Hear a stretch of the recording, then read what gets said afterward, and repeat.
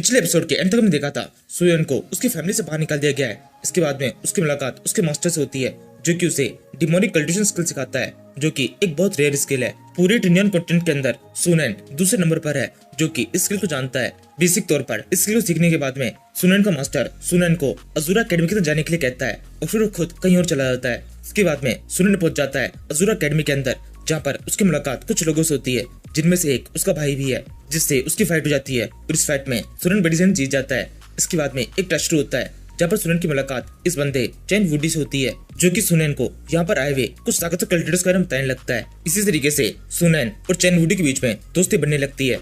इसी टाइम पर सामने की तरफ जो टेस्ट चल रहा है उसके अंदर जो होस्ट होता है वो कहता है, चैन वुडी अब तुम्हारी बारी है, जल्दी से आगे आओ। चैन वुडी इस बात को सुन तो लेता है लेकिन पूरी तरह से इग्नोर करता है। वो आराम से सुनैन से बात कर रहा है। ये देखकर ये बंदा जो कि इस जगह का दूसरा सबसे ताकतवर कल्टिवेटर है जिसका नाम है ओजिंग टियान, ये कहने लगता है ये लड़का तो बिल्कुल बेकार है, आपकी बातों को पूरी तरह से इग्नोर कर रहा है। एक कल्टिवेटर का इस तरह का बिहेवियर बिल्कुल भी सही नहीं है, हमें नहीं लगता इस टेस्ट के लिए इसे आगे बुलाना चाहिए, ये बिल्कुल भी अज़ूरा एकेडमी के अंदर शामिल होने के लायक नहीं है। ये सुनकर चैन वुडी को बहुत गुस्सा आता है। वो जल्दी से स्टेज चढ़ते हुए कहने लगता है, ए तुम बीच में क्यों बोल रहे हो ओजिंग टियान, तुम खुद अभी तक इस एकेडमी के अंदर शामिल नहीं हुए हो, मेरे बारे में कुछ भी बोलने का तुम्हें कोई हक नहीं है। यहाँ पर तुम किसी को भी नहीं बताओगे कि कौन इस एकेडमी के अंदर शामिल होने के लायक है और कौन नहीं। ये सुनकर ओजिंग टियान को बहुत गुस्सा आने लगता है। वो जल्दी से कोई गालियां बकना शुरू करता है। तभी चैंग वुडी इसके एकदम पास पहुंच जाता है, अपनी कल्टिवेशन पावर को बहुत ज्यादा बढ़ा देता है और बहुत ही गुस्से में इससे कहने लगता है, अपने मुंह से एक भी आवाज मत निकालना, भले ही तुम्हारे पास में किंग रैंक टैलेंट है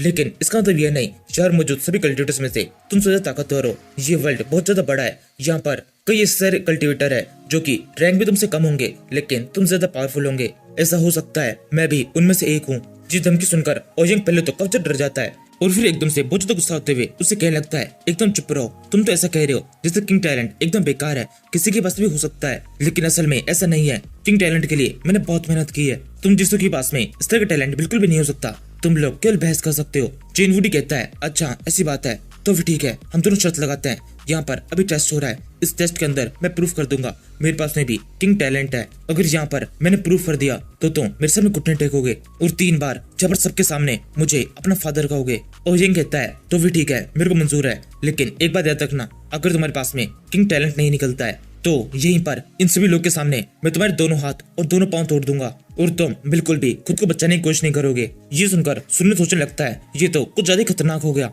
एक बार मेरे साथ भी ऐसा ही हुआ था, मेरे दोनों पांव तोड़ दिए गए थे, मुझे इस तरह से याद है उस टाइम पर कितना तेज दर्द हुआ था। चैन वुडी को इस शर्त के लिए पूरी तरह से मना कर देना चाहिए क्योंकि दोनों तरफ से सेम चीज दांव पे नहीं लगी है। अगर यहाँ पर ओजिंग टियान हार गया तो उसका कुछ खास नुकसान नहीं होगा, लेकिन चैन वुडी हार गया तो पूरी तरह खत्म हो जाएगा। तभी चैन वुडी कहता है, ठीक है तो मैं इस डील को मैं एक्सेप्ट करता हूँ, एल्डर आप यहाँ पर मौजूद है, आप हमारी इस शर्त के गवाह बनेंगे। एल्डर कहता है, क्या सच में तुम ये करना चाहते हो, एक बार फिर से सोच लो। चैन वुडी कहता है, अच्छी तरह सोच लिया है। ओजिंग टियान कहता है, ये लड़का अभी भी नाटक कर रहा है, मैं पक्के तौर पे कह सकता हूँ इसके पास में किंग टैलेंट नहीं है, ये कोशिश कर रहा है कि किसी तरीके से मैं खुद ही डर कर पीछे हट जाऊं, लेकिन ऐसा नहीं होगा। तभी चैन वुडी एक क्रिस्टल की तरफ अपना हाथ बढ़ाता है और कहने लगता है, मेरे बेटे ध्यान से देखो, तुम्हारे फादर के पास में कितना शानदार टैलेंट है। इसी टाइम पर उस क्रिस्टल और चैन वुडी के अंदर से एक बहुत तेज लाइट बाहर निकलती है। ये लाइट बिल्कुल वैसी ही है जैसी ओजिंग टियान की बॉडी में से निकली थी जब उसने ये एग्जाम दिया था। इस लाइट को देखकर सबके सामने ये प्रूफ हो जाता है कि चैन वुडी के पास में किंग लेवल टैलेंट है। ये देखकर ओजिंग टियान बहुत चौंक जाता है, वो कहने लगता है, नहीं ये नहीं हो सकता, इसने जरूर से यहाँ पर कोई चीटिंग की है। चैन वुडी कहता है, नहीं ये सही नहीं है, अपने फादर के ऊपर इस तरह से तुम चीटिंग का इल्जाम लगा रहे हो, किस तरह के बेटे हो तुम, अब चाहे यहाँ पर कुछ भी हो सभी लोगों ने देख लिया है, सबके सामने तुमने शर्त लगाई थी, अब मेरे सामने घुटने टेको और मुझे अपना फादर कहो।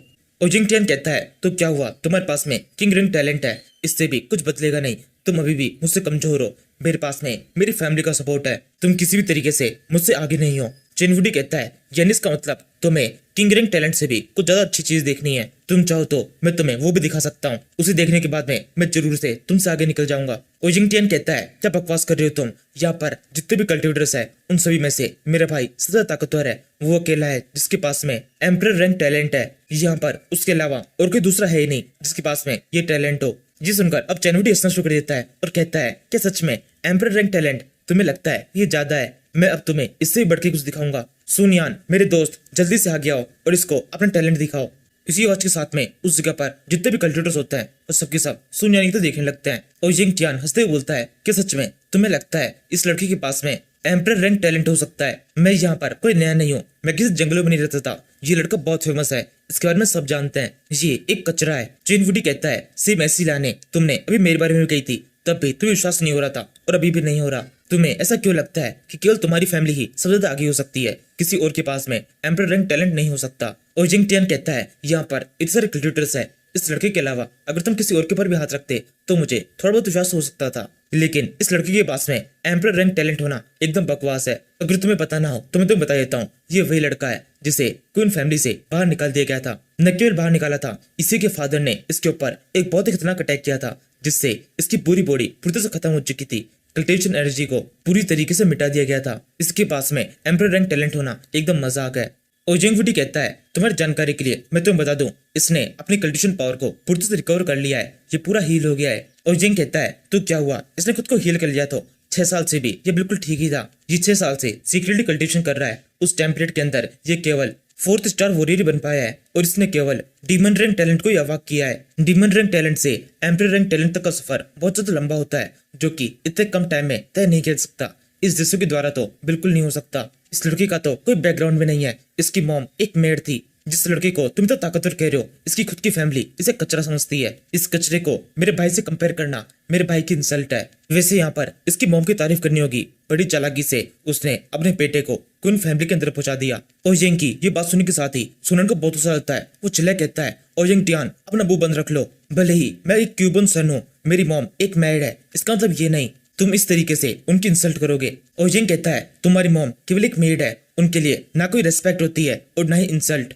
ये सुनने के साथ ही सुनन का गुस्सा एकदम आपके बाहर हो जाता है। वो चिल्ला कहता है, बस अब तुम मरने के लिए तैयार हो जाओ। ये कहते सुनन जोर चलता है और यंग के पास में आकर उसके पेट पर एक जोर से मुक्का मार देता है। यहाँ पर सुनन की रफ्तार इतनी तेज होती है कि कोई भी उसे रोक नहीं पाता और यंग के मुंह से बहुत से खून बहने लगता है। ये देखकर वहाँ पर जो एल्डर होते हैं वो कहने लगते हैं, ये मैं क्या देख रहा हूँ, इस लड़के के पास में केवल एक 4th स्टेज वॉरियर की पावर है, इसके बावजूद भी ये 9th स्टेज वॉरियर के एक लड़के को इतनी आसानी से हरा पा रहा है। इस लड़के के लिए तो उसके ऊपर हिट करना भी पॉसिबल नहीं होना चाहिए था। सेम यही चीज ये लड़का खासते हुए सोच रहा होता है। ओयंग कहता है, ये कैसे हो सकता है। चेन वुडी हंसते हुए कहता है, ओयंग अब तो मानते हो ना, सुनियान के पास में बहुत ज्यादा पावर है। जिस तरीके से इसने तुम्हें हराया है, वक्त आने पर ये तुम्हारे भाई को भी हरा सकता है।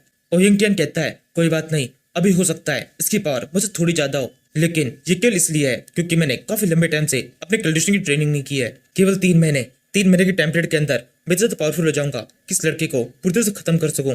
चेन वुडी कहता है, ओयंग सच में तुम बहुत बेवकूफ हो, तुम्हें अभी भी एहसास नहीं हो रहा है कि सुनैन के पास में कितनी ज्यादा पावर है। मुझे समझ में नहीं आ रहा है कोई इतना बेवकूफ कैसे हो सकता है। इतना खतरनाक मुक्का खाने के बाद भी तुम सुनैन की पावर को इतना कम समझ रहे हो। सुनैन इन सब के सामने प्रूफ कर दो तुम्हारा टैलेंट क्या है। जिसको सुनैन थोड़ा डरते हुए इस स्टोन के पास में आता है और सोचने लगता है कहीं कुछ गड़बड़ ना हो जाए। टैलेंट तो ठीक है, लेकिन अगर स्टाइल के बारे में पता चल गया तो बहुत दिक्कत हो जाएगी। ये सोचते हुए सुनैन उस पत्थर के ऊपर अपना हाथ लगा देता है। इसके साथ ही उसके ऊपर बहुत ही खतरनाक कल्टिवेशन एनर्जी दिखाई देने लगती है। ये कल्टिवेशन एनर्जी इतनी ज्यादा होती है कि एक बार के लिए ऐसा लगता है कि वो स्टोन ही टूट जाएगा। ये देखकर ओजिंग का मुख खुला खुला रह जाता है। वो कहने लगता है ये एकदम नामुमकिन है। सेम ऐसा ही ये एल्डर भी सोच रहा होता है, लेकिन ये बहुत खुश है। ये कहने लगता है ये तो काफी शानदार है। एम्परर टैलेंट का एक कल्टिवेटर हमारी एकेडमी के अंदर आया है, अब तो हमारी एकेडमी बहुत आगे बढ़ जाएगी। इसी टाइम पर सुनियान उस स्टोन के ऊपर से अपना हाथ रख लेता है। सभी तरफ से उसकी तारीफ हो रही होती है। इससे वो बहुत खुश होता है और कहने लगता है ये तो काफी शानदार है। इन सभी को केवल उतना पता लगा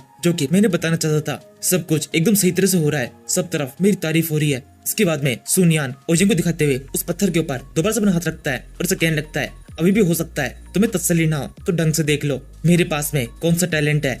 इसके साथ ही अब ओजिंग का मुंह फाइनली पूरी से बंद हो जाता है। तभी एल्डर सुनियान के पास में आता है और उसे कहने लगता है सुनियान, चेन वुडी, अब तुम दोनों में से किसी को भी आगे एग्जाम देने की जरूरत नहीं है। तुम दोनों अब डायरेक्टली इस एकेडमी के अंदर ज्वाइन हो चुके हो। ये सुनकर चेन वुडी और सुनियान दोनों ही काफी खुश हो जाते हैं और ओयंग इस चीज से बहुत ज्यादा गुस्सा होने लगता है। इसी टाइम पर हम सीयू को देखते हैं जो कि दूर से ये सब कुछ देख रही होती है और वो भी इस सबसे काफी चौंकी हुई है। उसे अब ऐसा सोच चुका है जिसे वो केवल एक ट्री समझ रही थी, वो एक बहुत बड़ा फॉरेस्ट है।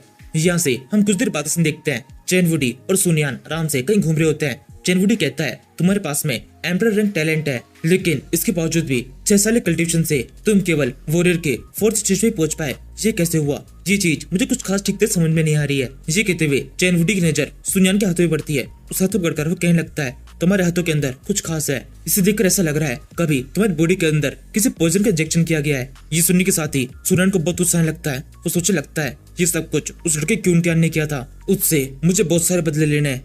ये सोचने के साथ ही सुनियान के बदले की लिस्ट और लंबी होती रहती है। उसके अंदर क्विंटियन की नई नई गलती ऐड होती जाती है और उन्हीं के साथ सुनियन का गुस्सा भी लगातार बढ़ता जाता है। और यहीं पर इस सीरीज का ये एपिसोड खत्म होता है। नाउ अब इस वीडियो कमेंट में बताओ ये सीरीज कैसी है। नेक्स्ट एपिसोड से सुनियान का एकेडमिक कल्टिवेशन शुरू होने वाला है जो कि बहुत ज्यादा जबरदस्त है। Now thank you for watching.